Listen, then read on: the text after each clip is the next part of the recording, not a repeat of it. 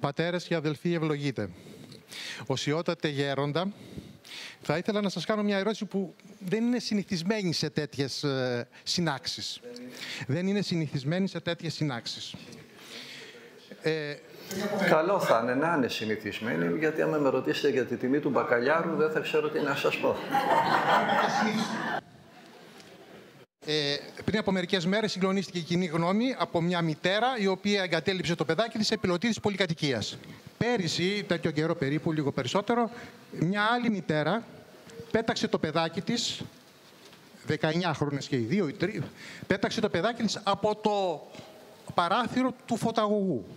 Μια τρίτη πέταξε το παιδάκι της, απέρριψε το παιδάκι της στα απορρίμματα μαζί με τη βοήθεια της μητέρας της. Τώρα γιατί τα λέω όλα αυτά? Διότι αυτοί είναι γονείς. Στην πατρίδα μας ως γνωστόν γίνονται μερικές χιλιάδες αμβλώσεις, έτσι κάθε χρόνο. Και η διοίκηση της Εκκλησίας έχει οργανώσει συλλαλητήρια για τις ταυτότητες, για τον γάμο, τον πολιτικό γάμο, για το θρήσευμα κτλ., για τη Μακεδονία. Δεν έγινε ποτέ όμως πιστεύω ότι είναι παράληψη της Εκκλησίας, μια διαμαρτυρία να θεσπίσει υποχρεωτικά το μάθημα της φυσιολογίας της ανθρώπινης αναπαραγωγής στα σχολεία. Και το ερώτημα ποιο είναι? Για να διδαχθούν τα παιδιά και να εκλείψουν τα εγκλήματα από τις μερικές δεκάδες χιλιάδες αμβλώσεις που γίνονται κάθε χρόνο στην πατρίδα μας. Και εμείς, το ερώτημα, πώς πρέπει να αγωνιστούμε, τι αγώνα να κάνουμε για να φέρουμε κάποιο αποτέλεσμα σε αυτά? Δηλαδή, φτάσαμε σε τέτοιο κατάντημα, ώστε οι γονείς να μην μπορούν να διδάξουν τα παιδιά τους και να πρέπει να τα μάθουμε τα παιδιά αυτά από το σχολείο. Δηλαδή, οι γονείς πάψανε να είναι χριστιανοί και ζητάνε από το σχολείο να κάνει τη δική τους δουλειά. Δεν σκέφτεστε ότι αν οι γονείς ήταν σωστοί, δεν θα είχαν γεννήσει κορίτσια που θα πετάγανε τα παιδιά τους από το παράθυρο? Το πρόβλημα είναι το κορίτσι ή ο γονιός που μεγάλωσε αυτό το κορίτσι? Γιατί δηλαδή το πρόβλημα πρέπει να το αντιμετωπίσει η Εκκλησία και όχι οι γονείς στο σπίτι? Γιατί πρέπει πάντα το πρόβλημα να είναι οι άλλοι και δεν περνάει το μυαλό από αυτούς που ρωτάνε ότι το πρόβλημα μπορεί να είναι αυτοί οι ίδιοι? Τα παιδιά που κάνουν κάτι τέτοια, παιδιά τίνων γονιών είναι. Τα κορίτσια που κάνουν τέτοιες εκτρώσεις, ποιες μάνες τα μεγάλωσαν? Γιατί δηλαδή περιμένουμε από άλλους να κάνουν τη δική μας δουλειά? Ο Αρχιεπίσκοπος και ο Μητροπολίτης θα μεγαλώσει το παιδί σου και θα διδάξει τι είναι το σωστό στο παιδί σου? Η μία ώρα στο σχολείο θα μάθει το παιδί σου ποιο είναι το σωστό, και όχι οι αμέτρητες ώρες και μέρες και μήνες και χρόνια στα οποία θα έχεις το παιδί σου στα χέρια σου και θα μπορείς να το διδάξεις? Θα διδάξει η Εκκλησία, ο Δεσπότης, ο Παπάς και ο Μητροπολίτης και ο Αρχιεπίσκοπος και ο δάσκαλος το παιδί σου αυτά που δεν κατάφερες να τα διδάξεις εσύ μια ζωή ολόκληρη? Επομένως το πρόβλημα δεν είναι το παιδί, δεν είναι η κόρη που κάνει ό,τι κάνει, που κάνει εκτρώσεις. Είναι ο πατέρας και η μάνα αυτής της κόρης και αυτού του γιου που κάνουν ό,τι κάνουν. Μου λέει κάποια, δυστυχώς γέροντα, εμείς είμαστε η χαμένη γενιά. Είναι 60 χρονών εκείνη που μου το λέει. Είμαστε η χαμένη γενιά. Λοιπόν, μια χαμένη γενιά γεννά χαμένα παιδιά. Να έρθει το μυαλό σας στη θέση του, να αρχίσετε να εξομολογέστε, να αρχίσετε να κοινωνάτε και να δείτε πώς θα αλλάξουν τα πράγματα μέσα στο σπίτι. Και η κοινωνία αποτελείται από σπίτια, όχι από σχολεία. Το σχολείο είναι το σπίτι. Θα αναθέσει πώς? Με νόμο δια της βίας, το κράτος στους δασκάλους, στους καθηγητές να διδάξουν τα παιδιά σας Πώς θα τα διδάξουνε? Ο κάθε καθηγητής και ο κάθε δάσκαλος είναι γιος μιας τέτοιας οικογένειας. Είναι κόρη μιας τέτοιας οικογένειας. Τέτοιων γονιών είναι και αυτοί. Γιατί αυτοί θα διδάξουν τα παιδιά σας καλύτερα από ό,τι μπορείτε να τα διδάξετε εσείς? Για ξυπνήστε. Κουνήστε το κεφάλι σας να πάει το μυαλό στη θέση του και πάψετε να περιμένετε να κάνουν άλλοι αυτά που δεν κάνετε εσείς. Εμείς είμαστε το πρόβλημα. Δεν είναι οι άλλοι. Τόσο απλό είναι το θέμα. Θα μου επιτρέψετε να κάνω και εγώ τώρα μια συνέχεια, μια ερώτηση σαν συνέχεια των όσων είπατε και να το διατυπώσω σωστά για να μην παρεξηγηθώ. Λέγοντας κατήχηση που πρέπει να κάνουμε εμείς οι γονείς στα παιδιά μας, συνήθως εννοούμε να τους μάθουμε τα θρησκευτικά. Δεν εντάσσεται στην κατήχηση σαν δώρο του Θεού να τους μάθουμε την ανατομία του σώματος. Το πώς μεγαλώνει ο άνθρωπος και μπαίνει στην εφηβεία. Το τι σημαίνει αγάπη και σχέση. Όλα αυτά τα οποία άπτονται της καθημερινότητας και τα οποία αν δεν τους τα μάθουμε εμείς σωστά σαν δώρο του Θεού, το σώμα το ανθρώπινο, θα τους τα μάθει το πεζοδρόμιο με χυδαίο τρόπο και θα έχουμε τα γνωστά επακόλουθα. Ποια είναι η γνώμη σας στο να είναι σφαιρική η κατήχηση και όχι μόνο διάστατη? Ακριβώς. Αυτή είναι η κατήχηση. Δεν σταματάει μόνο σε θέματα πίστεως. Ίσως θα έπρεπε να χρησιμοποιήσουμε τη λέξη διδασκαλία, που και αυτή η λέξη είναι λάθος. Δεν είμαστε δάσκαλοι, δεν διδάσκουμε. Μαθαίνουμε τα παιδιά μας όμως με 1000 τρόπους, 1000 πράγματα. Μέσα στα 1000 πράγματα που μαθαίνουμε, φυσικά και θα τα μάθουμε και για το σώμα τους και για τις αλλαγές που γίνονται στο σώμα τους και τα παιδιά θα παραξενεύονται και θα ντρέπονται να μας ρωτήσουν όταν το μυαλό του γονιού είναι στη θέση του, έχει εξομολογηθεί, έχει φωτιστεί από τη χάρη του Θεού, τα αντιλαμβάνεται ο γονιός. Τις παράξενες αλλαγές στη συμπεριφορά του νεαρού ή της κοπέλας ή το παιδί που δεν μιλάει όταν έρχεται από το σχολείο και είναι μικρότερο, γιατί δεν μιλάει, γιατί φέρεται διαφορετικά. Όταν ο γονιός εξομολογείται, κοινωνάει, προσεύχεται, τον φωτίζει η χάρη του Θεού και διαπιστώνει τα προβλήματα των παιδιών και βοηθάει τα παιδιά σε όλα, και στα σεξουαλικά και στα της δουλειάς και στο σχολείο και στο ντύσιμο και στο τι θα βλέπει και πώς να μιλάει και πώς να χορεύει, σε όλα. Όταν ο γονιός όμως είναι κοιμισμένος και βλέπει σύριαλ στην τηλεόραση και βλέπει κάτι εσχρά πράγματα, τι θα μεταφέρει στο παιδί του? Τι θα δει το παιδί? Στο παιδί και στους άλλους δεν προσφέρουμε αυτό που έχουμε. Προσφέρουμε αυτό που είμαστε. Γι' αυτό είπε ο Άγιος Πορφύριος, θέλετε να σωθούν τα παιδιά σας, να γίνετε Άγιοι. Και ο Άγιος Γονιός δεν έχει τέτοιες απορίες. Και αν έχει, θα ακούσει αυτό που είπε μια μάνα που έκλαιγε, γιατί είχε ένα γιο αλυτάμπουρα, στον Άγιο Αμβρόσιο. Μίλα στο παιδί μου, μιλάς τόσο ωραία, από τους μεγαλύτερους ιεροκήρυκες. Μίλα στο παιδί μου, πες κάτι να σωθεί το παιδί μου. Είχε εξόδαμα, πόρνε, βετόν, ατάλιο και τι δεν είχε κάνει. Και λέει ο Άγιος, αποκλείεται να χαθεί ο γιος τόσων δακρύων. Η μάνα έγινε Αγία, η Αγία Μόνικα, ο γιος έγινε ο Άγιος Αυγουστίνος. Τα πάντα θα μάθουμε στο παιδί μας. Αλλά όταν δεν τα ξέρουμε εμείς, να γιατί το πρόβλημα είμαστε εμείς. Να γιατί αν αγαπάμε τα παιδιά μας, θα ξεκινήσουμε από τον εαυτό μας. Για πολλά χρόνια βοηθούσα ναρκωμανείς. Ήμουνα μόνος μου, μπορούσα να το κάνω, είχα στο κελί, έζησα και είδα τραγικές περιπτώσεις και έμαθα απίστευτα πράγματα για τα ναρκωτικά και τη διακίνησή τους και τα κυκλώματα. Τώρα που έχω καλοκαίρια δεν μπορώ και συνεργάζομαι με τέτοια σωματεία που βοηθάνε ναρκωμανείς.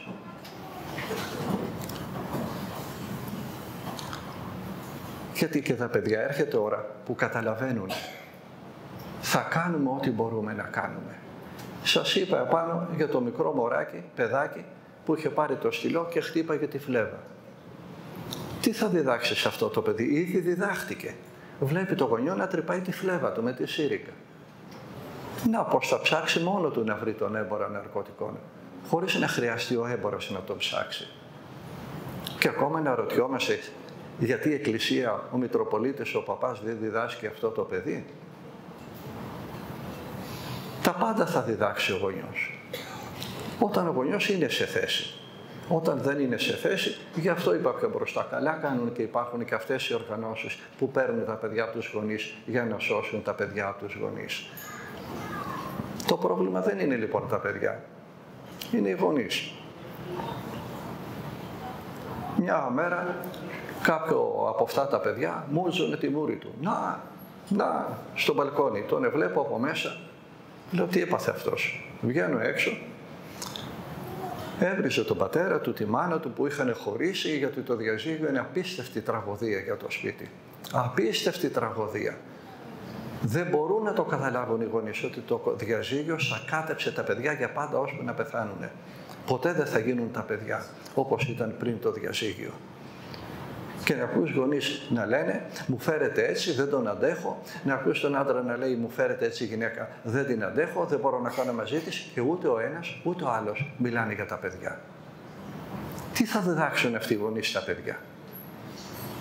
Μην πετάμε αλλού το μπαλάκι. Εμείς είμαστε το πρόβλημα. Μου ζωνε τη μούρη του. Βγαίνω έξω, του λέω, μπράβο, συγχαρητήρια, κάνεις κάτι που έπρεπε να στο είχαν κάνει άλλοι προπολού. Να φας μούτζες από όλους, έτσι, γιατί κατάντησες όπως κατάντησες. Αλλά πάλι καλά που το ανακάλυψες μόνος σου. Λέω και το κάνεις στον εαυτό σου. Πώς σου ήρθε αυτή η έμπνευση, ξαναμουτζώνει τη μούρη του και λέει, να, κι άλλοι βγήκανε από χωρισμένους γονείς. Αλλά δεν γίνανε ναρκωμανείς, γίνανε επιστήμονες στο Χάρβαρντ και στην Άσα και ξαναμουτζώνει τη μούρη του. Ξέρετε πόσο είχε προσευχηθεί η μάνα αυτού του παιδιού. Δεν μπορούμε πάντα να διδάξουμε τα παιδιά με τα λόγια και να παρασένουμε το δάσκαλο. Από ένα σημείο και μετά γίνεται προσβολή για το παιδί, που αρχίζει να αισθάνεται και αυτό ότι έχει κύρος, έχει αξιοπρέπεια, ότι είναι κάποιος και κάποια. Και δεν μπορείς να το κάνεις στο δάσκαλο και τη δασκάλα. Γι' αυτό είπα επάνω ότι πρέπει να μάθουμε να μιλάμε στα παιδιά μας με κλειστό το στόμα. Με το παράδειγμά μας. Αλλά όσο μπορούμε, όσο μας φωτίζει η χάρη του Θεού, θα μιλάμε στα παιδιά, θα τα παρακολουθούμε, θα τα μάθουμε. Αν δεν τα μάθει το παιδί από εσάς σωστά, θα τα μάθει από άλλους λάθος. Όπως το γκέι αντρόγυνο που φιλιόταν στο παγκάκι και η σφαλιάρα του μικρού. Μην κοιτάς από εκεί, ρε. Μα γιατί, μπαμπά, η δασκάλα μας είπε ότι είναι ωραίο. Θα εμπιστευτείτε τα παιδιά σας σε τέτοιες δασκάλες? Πόσο θα είναι το παιδί στο σχολείο? 1 ώρα, 2 ώρες, 5 ώρες. Στο σπίτι μεγαλώνει. Στο σπίτι ζει. Λοιπόν, ας γίνουν οι δάσκαλοι σωστοί, οι γονείς, για να διδάξουν και σωστές διδασκαλίες στα παιδιά. Και φυσικά τα παιδιά θα πρέπει να μαθαίνουν κάποια πράγματα. Και όταν οι γονείς είναι κολλημένοι στη δεκαετία του 50, του 60, που ήταν αυτή η έφηβη, τα παιδιά θα τα μάθουν από αλλού αυτά που δεν τους τα μαθαίνουν οι γονείς. Και οι γονείς να ξυπνήσουν. Γι' αυτό πάντα συνιστώ κινηματογραφικά έργα, επειδή είναι κάτι εύθεπτο. Μπορεί κανείς να καταλάβει τι βλέπει. Δεν χρειάζεται να διαβάζει τόμους περί ανατροφής των παιδιών. Μία ταινία δείχνει όσο δεν θα δείχνανε βιβλιοθήκες ολόκληρες. Αλλά πού θα μάθετε ότι υπάρχουν αυτές οι ταινίες όταν βλέπετε σαν διάβολο τον κινηματογράφο, σαν διάβολο την τηλεόραση, σαν διάβολο τα κανάλια που μεταδίδουν έργα? Ο διάολος είναι στο μυαλό μας. Όταν το μυαλό είναι στη θέση του, θα ξέρεις να επιλέξεις ποια ταινία θα δεις, ποια δεν θα δεις. Όπως δεν μπαίνεις σε ένα βιβλιοπωλείο με κλειστά τα μάτια να πάρεις ένα βιβλίο να αρχίσεις να το διαβάζεις, ποτέ δεν το κάνεις αυτό. Ρωτάς, είναι καλό αυτό το βιβλίο? Ναι, γιατί είναι καλό? Γιατί πράγμα μιλάει? Και τότε θα το πάρεις να το διαβάσεις. Το ίδιο θα κάνεις και με ένα έργο και με μια σειρά. Είναι καλή? Ναι, γιατί είναι καλή? Και όταν ακούσεις και όταν μάθεις, τότε θα δεις το έργο, τότε θα δεις τη σειρά. Όταν πατάμε και ανοίγουμε την τηλεόραση και τρώμε στην ούρη όλα τα πολύχρωμα σκουπίδια που μας προσφέρουν, τι θα μεταδώσουμε μετά στα παιδιά μας? Όταν πάλι δεν βλέπουμε τίποτα από αυτά και δεν ενημερωνόμαστε για το σήμερα, αλλά ζούμε στο παρελθόν, τα παιδιά θα μας κάνουν στην άκρη εντελώς. Θα λένε και ο πατέρας είναι κολλημένος και η μάνα έχει φάει κόλλημα. Γι' αυτό πρέπει να ζούμε στο σήμερα. Γι' αυτό δεν πρέπει να διδάσουμε τα παιδιά με εγχειρίδια πώς να διδάξεις τα παιδιά σου και πώς να ενημερώσεις τα παιδιά σου. Θα σε φωτίσει η χάρη του Θεού. Αλλά βόηθα κι εσύ, γίνε σωστό δοχείο της χάριτος του Θεού. Να μπορεί να σε φωτίσει η χάρη του Θεού. Ήμουνα σε ένα σπίτι, σε μια πόλη στη Βόρεια Ελλάδα, συζητούσαμε, απογευματάκι βράδιαζε και κάποια στιγμή διαπιστώνω ότι είχαν αραιώσει όλοι όσοι ήταν γύρω μου. Γυρνάω έτσι και βλέπω ένα μεγάλο κυκλικό καναπέ, είχαν μαζευτεί όλοι εκεί, μια μεγάλη οθόνη. Εμένα που μου αρέσει ο κινηματογράφος, ενθουσιάστηκα κιόλα. Λέω, έχει τίποτα ωραίο? Γέροντα, χίλια συγγνώμη, αλλά είναι το τελευταίο επεισόδιο από μια εκπομπή που κράτησε πολύ καιρό και είχε κάνει με θράψη σε θεαματικότητα. Και την είχα ακούσει κι εγώ. Και ήταν το τελευταίο επεισόδιο. Να το δούμε, βρε παιδιά. Λέω, να δω κι εγώ αυτή την εκπομπή, γιατί δεν έχω δει τίποτα. Κάθομαι να δω, τι να δω. Κάτι γυναίκες σχεδόν γυμνές, κόμματι, χαιρόσουν να τις βλέπεις, λες να χαλά δυο μάτια να τις βλέπω με 4. Κάτι άντρες, άντρακλαράδες, six pack, το στομάχι φέτες, τρικέφαλοι, ολόγυμνοι και αυτοί με ένα σοβρακάκι, και ενός του ήταν έτοιμο να πέσει. Μας τον έδειχνε από πίσω. Και έλεγε, τώρα θα πέσει ή δεν θα πέσει το σοβρακό του, να δούμε και τα υπόλοιπα. Είχε αρχίσει να γίνεται θρίλερ. Και γυρνάω και τους λέω, βρε ποιον κοροϊδεύετε ότι βλέπετε κάποιο παιχνίδι στην τηλεόραση? Γιατί δεν λέτε κάνουμε μπανιστήρι? Αν όλοι αυτοί ήταν χοντροί, θα το βλέπατε? Αν όλοι αυτοί ήταν εντυμένοι, αν φοράγανε ρούχα, θα το βλέπατε? Αν ήταν άσχημοι όλοι, ανάπηροι, θα το βλέπατε? Κάνετε οφθαλμοπορνεία και λέτε βλέπω παιχνίδι στην τηλεόραση.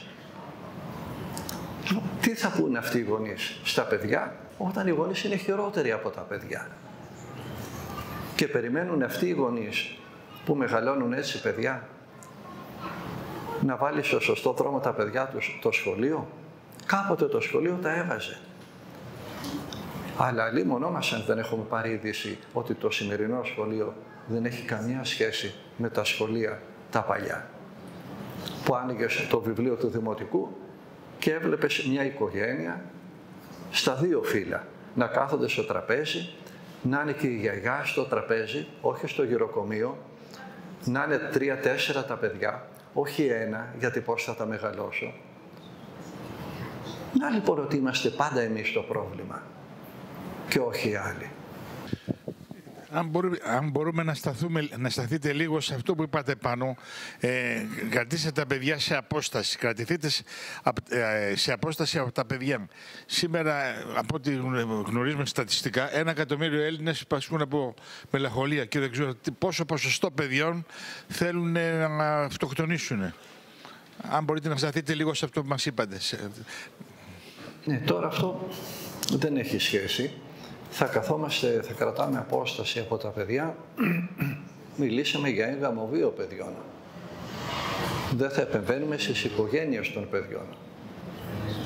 Όταν οι γονείς είναι άρρωστοι, τα ίδια τα παιδιά θα τους φροντίσουν και χωρίς να το πούνε οι γονείς.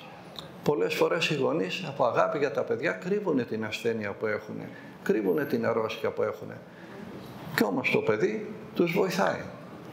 Υπάρχουν οι γονείς που δεν φερθήκανε σωστά στα παιδιά τους. Και όμως τα παιδιά τους συμπαραστέκονται και στους γιατρούς θα τα πάνε και στα νοσοκομεία θα πάνε τους γονείς και θα τους φροντίσουν.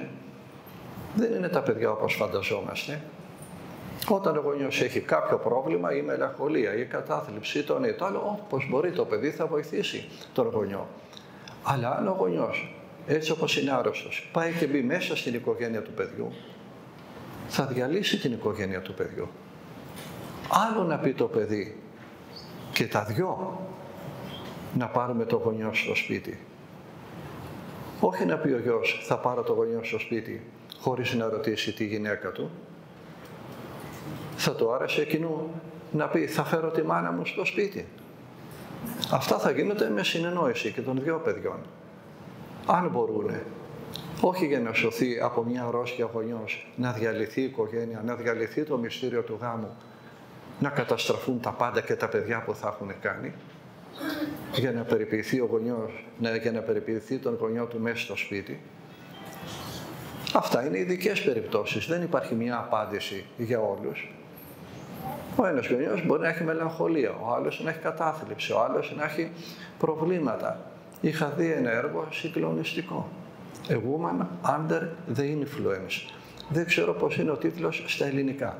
Μια μάνα με ψυχολογικά προβλήματα που τρελαινόταν, που δεν ήξερε τι έκανε και δείχνει το έργο με το πιο συγκλονιστικό τρόπο πως ο άντρας και τα παιδιά δεν αφήνουν τη μάνα. Τη φροντίζουν, ας είναι τρελή, ας τρελαίνεται, δεν την εγκαταλείπουν. Το έχει γυρίσει Έλληνας, από τους μεγαλύτερους σκηνοθέτες του παγκοσμίου κινηματογράφου, ο Τζον Κασαβέτης. Και η γυναίκα δίνει ρεσιτάλ. Όσοι βλέπουν κινηματογράφο να το δουν αυτό το έργο.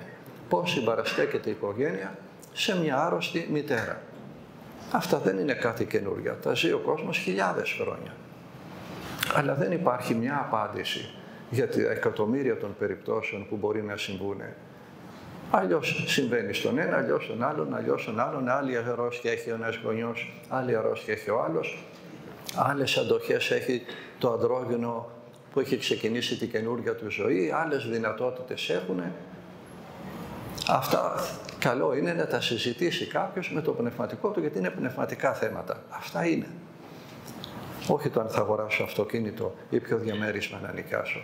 Αυτά είναι πνευματικά θέματα, μπορεί να τα συζητήσει ο καθένας με το πνευματικό του και με φίλους του πνευματικούς. Δεν υπάρχει μια απάντηση για όλους. Την ευλογία σας, Πάτερ Χίλικον. Την ευλογία του Θεού Θεού. Ήθελα να πω ότι στις μέρες μας τα παιδιά δουλεύουν πάρα πολλές ώρες και έτσι εξ ανάγκης εμείς οι γιαγιάδες κρατάμε τα πιτσιρίκια στο σπίτι. Κατά συνέπεια, πολλά πράγματα μπορεί να διαφέρουν στον τρόπο που μεγαλώνουν οι γονείς από ότι οι γιαγιάδες, γιατί κάθε άνθρωπος έχει τα δικά του, έχει το δικό του χαρακτήρα, τα δικά του πιστεύω και τα περνάει. Λογικό είναι. Έτσι. Κάποια πράγματα, όταν βλέπουμε ότι είναι διαφορετικά και πιστεύουμε ότι είναι λάθος των παιδιών, προσπαθούμε με ωραίο τρόπο να το περάσουμε, επειδή το βλέπουμε εμείς ότι είναι λάθος. Τα παιδιά μερικές φορές όμως αντιδρούν και λένε δικά μας είναι τα παιδιά και εσύ οφείλεις να ακολουθήσεις αυτό που εμείς αποφασίζουμε. Και το κάνουμε βέβαια, παρόλο που πιστεύουμε το αντίθετο. Ποια είναι η γνώμη σας? Ναι, πολύ λογική ερώτηση. Όταν η γιαγιά προσπαθεί να συμβουλέψει κάτι τα εγγόνια και οι γονείς έχουν διαφορετική γνώμη, δικά μας είναι τα παιδιά, δεν θα τους λέμε άλλα εμείς, άλλα εσύ. Τι να κάνει η γιαγιά? Ό,τι μπορεί να κάνει στα παιδιά θα κάνει και μετά θα αποτραβηχτεί. Θα τα βοηθάει με προσευχή. Δεν είναι δικά της παιδιά. Μπορεί να πονάει, μπορεί να υποφέρει, μπορεί να βλέπει ότι οι γονείς δεν μεγαλώνουν σωστά τα παιδιά τους. Αλλά όπως είπε, μπορεί να είναι και η δική μου εντύπωση ότι δεν τα μεγαλώνουν σωστά. Γι' αυτό δεν θα επεμβαίνει στο σπίτι, στην οικογένεια της κόρης της ή του γιού της η γιαγιά. Θα συμβουλεύει το γιο και την νύφη ή την κόρη και το γαμπρό και μέχρι εκεί. Δεν θα επεμβαίνει στην οικογένειά τους. Το να διαλύσει το σπίτι τους δεν είναι βοήθεια για τα εγγόνια της. Να ξέρουμε πού πρέπει να σταματάμε. Μπορεί πράγματι να τα μεγαλώνουν λάθος τα παιδιά και να έχει δίκιο η γιαγιά. Γι' αυτό θα δώσουν λόγο στο Θεό οι γονείς, όχι η γιαγιά. Γι' αυτό να κρατάμε απόσταση. Θα βοηθάμε όσο μπορούμε, μέχρι ενός σημείου. Από εκεί και πέρα, όχι με το πρόσχημα της αγάπης για τα εγγόνια, να διαλύσουμε την οικογένεια των παιδιών. Γιατί τότε ούτε τα εγγόνια θα μεγαλώσουν σωστά. Γέροντα, την ευχή σας. Θα ήθελα να σας ρωτήσω πώς αντιδρούμε εμείς οι γονείς, αν τύχει τα παιδιά μας να βρεθούν σε κάποιο περιστατικό που έχουμε κάποιο καυγά με τον σύζυγό μας. Γενικά, αν συμβεί κάτι μέσα στο σπίτι, το οποίο ενδεχομένως θα ήταν λάθος και δεν θα έπρεπε να είναι παρόντα τα παιδιά μας. Δεν υπάρχει απάντηση σε αυτό. Από τη στιγμή που οι γονείς συγκρούονται, θα συμβουλεύσουν τα παιδιά να μην συγκρούονται τα ίδια? Τι να συμβουλεύσετε τα παιδιά? Ήδη τους δίνετε το παράδειγμα της σύγκρουσης. Και παρόλα αυτά, ναι, θα έρθουν στιγμές που θα υπάρξουν συγκρούσεις. Δεν είναι και τόσο ανόητα τα παιδιά, μην τα υποτιμάτε τόσο πολύ. Θα καταλάβουν ότι και οι γονείς άνθρωποι είναι και αυτοί τσακώνονται. Θα έχετε μια φορά σύγκρουση, 2 φορές σύγκρουση, 3 φορές σύγκρουση, αν όλη η ζωή σας είναι σύγκρουση. Τι θα πείτε στα παιδιά μετά, τι δικαιολογίες? Ο καθένας ξέρει για τον εαυτό του και για την περίπτωση, γιατί συγκρούονται. Ο καθένας ξέρει. Όταν σκοτώνονται οι γονείς, θα συμβουλέψουν μετά τα παιδιά. Αν όμως είναι πρόβλημα ενός γονιού που δημιουργεί πρόβλημα στην οικογένεια, θα συνεχίσουμε να δείχνουμε την αγάπη μας στα παιδιά, χωρίς να κατηγορούμε τον γονιό που παραφέρεται. Και τα παιδιά δεν είναι ανόητα, δεν είναι διανοητικά καθυστερημένα. Ειδικά τα σημερινά παιδιά, τα μυαλουδάκια τους πετάνε σπίθες. Θα καταλάβουν αν φταίει η μαμά ή ο μπαμπάς. Θα τα βοηθήσετε τα παιδιά αγαπώντας τα ακόμα περισσότερα, όχι εγκεφαλικά, δείχνοντας την αγάπη προς τους άλλους, προς τα παιδιά. Πάντα θα δείχνουμε την αγάπη, όχι να έχουμε αγάπη, να τη δείχνουμε την αγάπη. Όχι να την έχουμε μέσα στο μυαλό μας.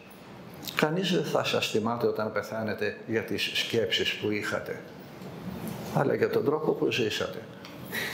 Συνεχίστε να αγαπάτε τα παιδιά και να το δείχνετε στην πράξη, χωρίς να κατηγορεί ο ένας γονιός τον άλλο γονιό. Και θα έρθει η ώρα που τα παιδιά θα καταλάβουν.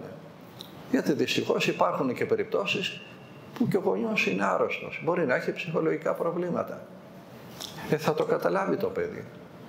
Ότι δεν το κάνει από κακία ο πατέρας ή δεν το κάνει από κακία η μητέρα. Μπορεί ο γονιός όμως να είναι πραγματικά να μην είναι εντάξει, να έχει βρει ιερωμένο ή ιερωμένη. Θα το καταλάβει το παιδί. Δεν θα ρίξει το λάθος στο φταίξιμο σε εκείνον που δεν φταίει. Κι αν ο άλλος το παρασύρει με χρήματα, με αυτά κάνει ό,τι θέλεις, θα έρθει η ώρα που θα το καταλάβει το παιδί. Μην υποτιμούμε την νοημοσύνη των παιδιών, γιατί μεγαλώνουν και πάβουν και να είναι και παιδιά.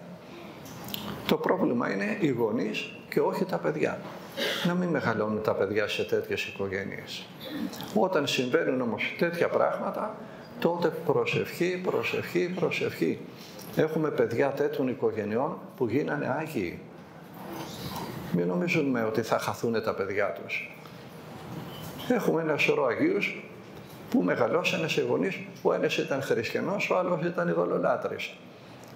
Ο άλλος ήταν καλός, ο άλλος ήταν κακός και τα παιδιά γίνανε άγιοι. Δεν θα πάρουμε εμείς το ρόλο του Θεού. Σαν γονείς θα κάνουμε ό,τι μπορούμε. Από εκεί και μετά ότι δεν μπορούμε θα προσευχόμαστε γι' αυτό. Και αν εμείς αγαπάμε τα παιδιά μας, δεν πεθάναμε ακόμα, για τα παιδιά μας ζούμε. Είναι δυνατόν να τα εγκαταλείψει εκείνος που σταυρώθηκε για αυτά τα παιδιά, που έχισε το αίμα του για αυτά τα παιδιά. Θα βρει ο Χριστός τρόπο που δεν μπορούμε να φανταστούμε εμείς να βοηθήσει αυτά τα παιδιά. Έχω γνωρίσει παιδιά δύσκολων οικογενειών που όμως προκόψανε. Γιατί και οι γονείς έχουν δυσκολίες και οι γονείς είναι άνθρωποι, δεν είναι υπεράνθρωποι. Γι' αυτό πρέπει να προσευχόμαστε περισσότερο, γι' αυτό πρέπει να εκκλησιαζόμαστε, να εξομολογιόμαστε, να κοινωνάμε, να ζούμε μέσα στα μυστήρια της Εκκλησίας. Μόνοι μας δεν μπορούμε να κάνουμε τίποτα. Ο Απόστολος Παύλος λέει πάντα ισχύω, όλα τα μπορώ. Πώς? Εν το ενδυναμούντι με Χριστό. Με τη δύναμη που μου δίνει ο Χριστός. Όταν αφήνουμε τον Χριστό στην άκρη και παίρνουμε εμείς τη θέση Του, θα τα κάνουμε θάλασσα. Είναι πολύ πιο απλά τα πράγματα από όσο φανταζόμαστε. Τα μπερδεύουμε, γιατί έχουμε και το μυαλό μπερδεμένο πολλές φορές. Έχει πάψει να είναι απλό το μυαλό μας. Να έχουμε εμπιστοσύνη στο Θεό, όχι μόνο πίστη. Να του έχουμε και εμπιστοσύνη. Ξέρει τι κάνει. Πόσα παιδιά τέτοιων οικογενειών δεν γίναν άγιοι. Αυτά, παπά.